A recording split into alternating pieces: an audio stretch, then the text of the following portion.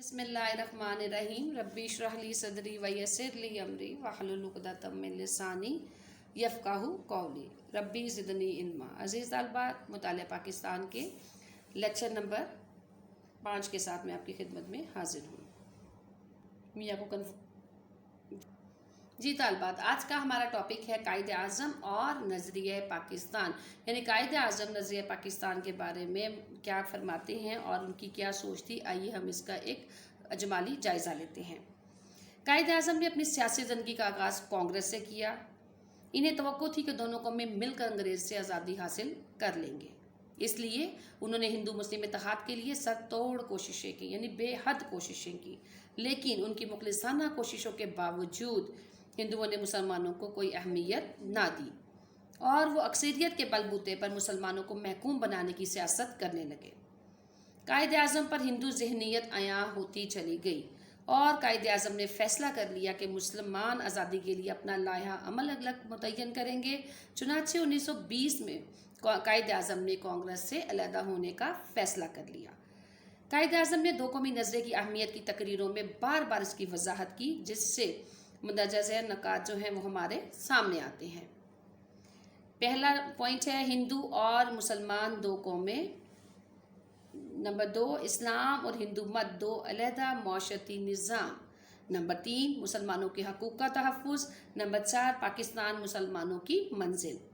Number 5, इस्लाम की अज़मत। Number 6, उसवा हसना की पैरवी। नंबर 7, कुरान की अहमियत। नंबर 8, इस्लाम एक मुकम्मल ज़ाब्ता हयात। नंबर 9, इस्लाम के लिए आज़ाद मुल्क की ज़रूरत। नंबर 10, पाकिस्तान का दस्तूर इस्लामी होगा।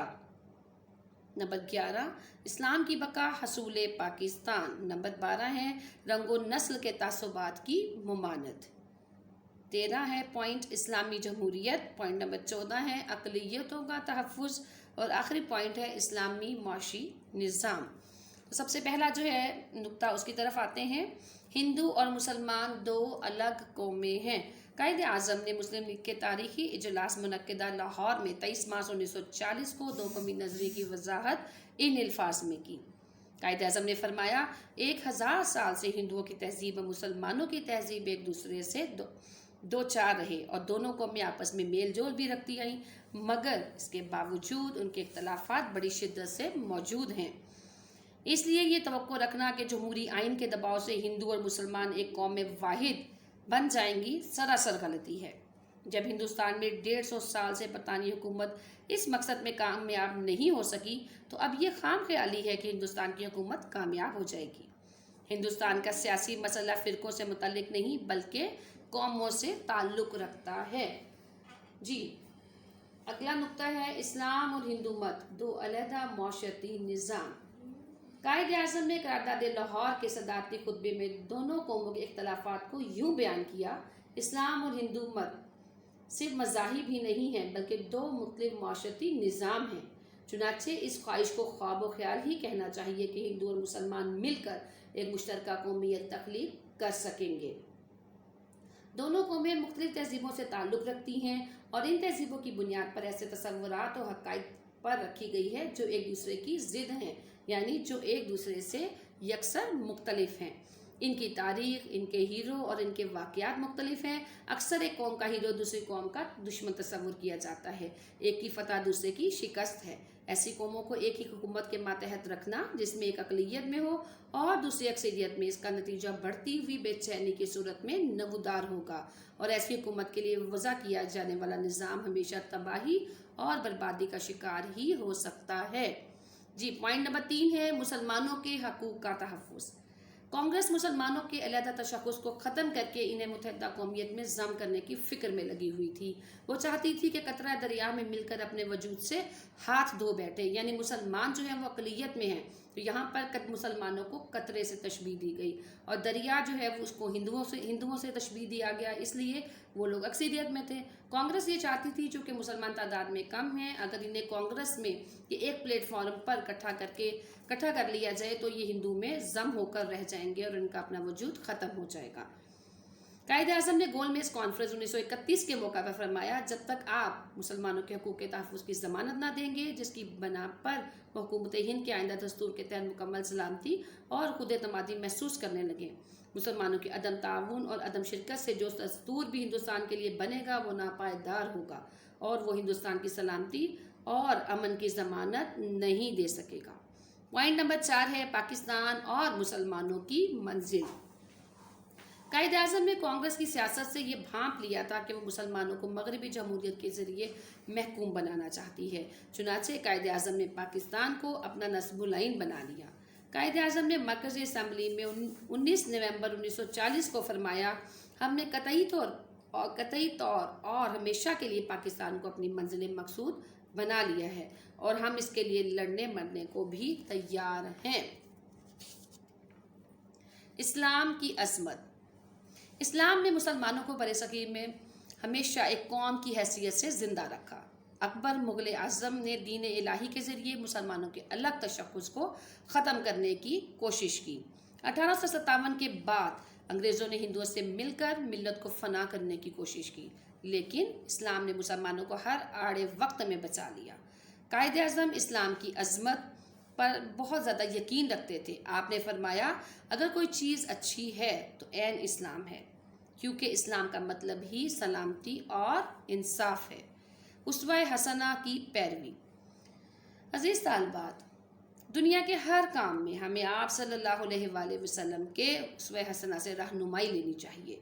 कायदे आज़म ने 14 फरवरी 1947 को सिब्बी में फरमाया, मेरा ईमान है कि हमारी निजात उसवा हसना पर चलने में है। हमें अपनी जमहूरियत की बुनियादें इस्लामी तसव्वुरात और उसूलों पर रखनी चाहिए। कुरान की अज़मत। कायदे आज़म मुसलमानों की क़यादत तक रहनुमाई के लिए कुरान और उसवे हसना को काफ़ी समझते थे। यही वजह है कि वो मिल्लत की तामीर के लिए एक खुदा, एक रसूल और एक किताब को काफ़ी समझते थे। आपने मुस्लिम लीग के इजलास 1943 में जो कराची में मुनक्किद हुआ, आपने फरमाया, वो कौन सा रिश्ता है जिसमें मुंसलिक होने से तमाम मुसलमान जस्दे वाहिद की तरह है।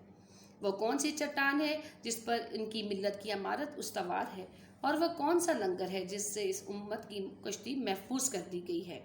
वो रिश्ता, वो चट्टान और वो लंगर खुदा की किताब कुरान मजीद है। पॉइंट नंबर 8, इस्लाम के लिए मुकम्मल ज़ाब्ता हयात। इस्लाम अजीज़ तालिबात मुकम्मल ज़ाब्ता हयात है। इसके सुनहरी असूल जिस तरह 1400 साल पहले काबिल अमल थे, इसी तरह आज भी और आइंदा क़यामत तक के लिए काबिल अमल ही रहेंगे इंशाअल्लाह। कायदे आज़म ने 1948 में ईद मिलादुन्नबी सल्लल्लाहु अलैहि वसल्लम के मौका पर फरमाया, इस्लाम महज चंद रसूमात और रवायात का मजमुआ नहीं है, बल्कि मुसलमानों के लिए मुकम्मल ज़ाब्ता हयात है और इस्लाम के असूलों की बुनियाद एहतराम इंसानियत, आज़ादी और इंसाफ पर रखी गई है। अगला नुक्ता है इस्लाम के लिए आज़ाद मुल्क की ज़रूरत। जैसा कि इस्लाम एक मुकम्मल ज़ाब्ता हयात है और इस ज़ाब्ता हयात को अज़ीज़ तालिबात अपनी ज़िंदगियों में अपनाने के लिए मुसलमानों को एक ऐसे प्लेटफॉर्म की, एक ऐसी जगह की ज़रूरत थी, एक ऐसे मुल्क की ज़रूरत थी जहाँ पे वो इस्लामी रवायात को अपनी ज़िंदगी में अपना सकें। इसलिए कायदे आज़म ने फरमाया कि पाकिस्तान का मुतालबा इसलिए किया था कि हम मुसलमान थे और मुसलमान रहना चाहते थे। इसलिए एक ऐसा खित्ता होना चाहिए जहाँ हम मुस्लिम कौमियत की हैसियत से ज़िंदा रह सकें और अपनी ज़िंदगियों को इस्लाम के सुनहरी असूलों के मुताबिक ढाल सकें। हमारा दीन, हमारी तहजीब और हमारे इस्लामी तसव्वुरात ने हमें आज़ादी के लिए मुतहर्रिक कर रखा है। पाकिस्तान का दस्तूर इस्लामी होगा। अजीज़ तालिबात, पहले जितने भी कायदे आज़म के इरशादात थे वो तो इस तरह से थे कि हमें इस्लाम की अज़मत पे यकीन रखना है, हमें कुरान और हदीस को जो है वो फॉलो करना है, उसवा हसना की पैरवी करनी है, इस्लाम में मुकम्मल ज़ाब्ता हयात है। अब कायदे आज़म ने फरमाया कि पाकिस्तान का दस्तूर इस्लामी होगा, यानी कि पाकिस्तान जब बन भी जाएगा तो हम एक ऐसा कानून राइज करेंगे जो कि इस्लामी कानून कहलाएगा। हसूल पाकिस्तान के लिए इस्लाम का नारा कोई सियासी नारा नहीं था, बल्कि बरसकी की तारीख में इस्लाम ही एक ऐसा दीन है जिसने अपनी मिल्लत को हिंदू मत से बचाए रखा और आइंदा तामीर व तरक्की भी इस्लाम की तहीन मिन्नत हो सकती है। फरवरी 1948 में कायदे आज़म ने फरमाया, पाकिस्तान का दस्तूर अभी बना है और ये पाकिस्तान की दस्तूर साज असम्बली बनाएगी। مجھے معلوم نہیں کہ اس دستور کی صورت کیا ہوگی، لیکن اتنا یقین سے میں کہہ سکتا ہوں کہ اس کی نوعیت جمہوری ہوگی اور یہ اسلام کے بنیادی اصولوں پر مبنی ہوگا۔ میرا ایمان ہے کہ یہ اصول جس طرح 1400 سال پہلے قابل عمل تھے، آج بھی اسی طرح قابل عمل رہیں گے۔ آپ نے دیکھا عزیز طالبات کے قائد اعظم نے یہ ارشاد جو ہے 1948 میں فرمایا، یعنی پاکستان 1947 میں بن گیا تھا اور 1948 میں قائد اعظم نے جو ہے قوم سے خطاب کرتے ہوئے جو ہے یہ بتا دیا کہ ہمارا دستور جو ہے یہ ہمارا طریقہ کار فردر کیسا ہوگا۔ اسلام کی بقا حصول پاکستان۔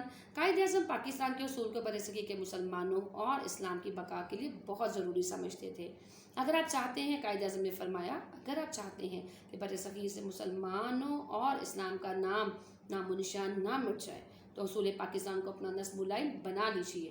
یاد رکھو، اگر ہم اس جدوجہد میں ناکام ہو گئے تو ہم تباہ و برباد ہو جائیں گے اور پھر برصغیر میں مسلمانوں اور اسلام کا نام و نشان تک باقی نہ رہے گا۔ رنگ و نسل کے تعصبات کی ممانعت۔ گاندھی جی کا چھوتوں کو یہ پیغام تھا کہ وہ ہندو مت میں رہیں لیکن ہندو نہ بنیں۔ اسلام نے رنگ و نسل اور زبان و وطن کے ان تعصبات کی مذمت کی۔ قائد اعظم نے 21 مارچ 1948 کو ڈھاکہ کے عوام سے خطاب کرتے ہوئے کیا فرمایا؟ میں چاہتا ہوں کہ آپ بنگالی، سندھی، بلوچی اور پٹھان وغیرہ کی اصطلاحوں میں بات نہ کریں۔ ہم سب بس مسلمان ہیں، ہمیں وہ سبق نہیں بھولنا چاہیے جو 1300 سال پہلے ہمیں سکھایا گیا۔ اگلا نقطہ ہے اسلامی جمہوریت۔ عزیز طالبات، قائد اعظم نے اسلامیہ کالج پشاور کے طلباء سے 13 جنوری 1948 کو خطاب کرتے ہوئے کیا فرمایا؟ ہم نے پاکستان کا مطالبہ ایک زمین کے ٹکڑے کے لیے نہیں کیا تھا، بلکہ ہم ایک ایسی تجربہ گاہ حاصل کرنا چاہتے تھے جہاں ہم اسلام کے اصولوں کو آزما سکیں اور اسلامی جمہوریت کو نافذ کر سکیں۔ اقلیتوں کا تحفظ۔ قائد اعظم اقلیتوں کو بہت اہمیت دیتے تھے۔ یہی وجہ ہے کہ قائد اعظم نے ہندوستان کی مشترکہ دستور ساز اسمبلی میں بنگال کے اچھوت لیڈر جوگندر ناتھ منڈل کو شامل کیا اور پاکستان کی پہلی کابینہ میں انہیں وزیر قانون و محنت لیا۔ قومی پرچم میں سفید پٹی کا اضافہ کر کے اسے اقلیتوں کی نمائندہ قرار دیا۔ قائد اعظم نے فرمایا، ہم پاکستان میں تمام اقوام کا خیر مقدم کرتے ہیں اور اقلیتوں کو یقین دلاتے ہیں کہ ان کے ساتھ منصفانہ سلوک رکھا جائے گا اور ان کے حقوق کی حفاظت کی جائے گی۔ ہماری تاریخ گواہ ہے کہ اسلامی تعلیمات نے ہمیں یہی سبق سکھایا ہے۔ اسلامی معاشی نظام۔ قائد اعظم مغرب کے معاشی نظام کو استحصالی نظام قرار دیتے تھے۔ آپ کے نزدیک اسلام کا سود سے پاک معاشی نظام ہی عوام کی خوشحالی کا ضامن ہو سکتا ہے۔ آپ نے اسٹیٹ بینک آف پاکستان کا افتتاح کرتے ہوئے کیا فرمایا؟ ہمیں دنیا کے سامنے ایک ایسے مثالی نظام پیش کرنا ہوگا جو انسانی مساوات اور معاشرتی انصاف کے سچے اصولوں پر قائم ہو۔ قائد اعظم نے اپنے عمل و تقاریر کے ذریعے دو قومی نظریے اور نظریہ پاکستان کی وضاحت اس انداز سے کی کہ انگریز اور کانگریس کو مسلمانوں کا مطالبہ پاکستان بالآخر تسلیم کرنا پڑا۔ پاکستان کا خواب جو علامہ اقبال نے دیکھا تھا اور ان کا تصور خطبہ الہ آباد میں پیش کیا، قائد اعظم کی انتھک محنتوں اور کوششوں سے پاکستان کا قیام ایک حقیقت بن کر دنیا کے نقشے پر ابھر گیا۔ جی طالبات، یہ تھا ہمارا آج کا لیکچر۔ انشاءاللہ ملیں گے اپنے اگلے لیکچر میں۔ السلام علیکم ورحمۃ اللہ وبرکاتہ۔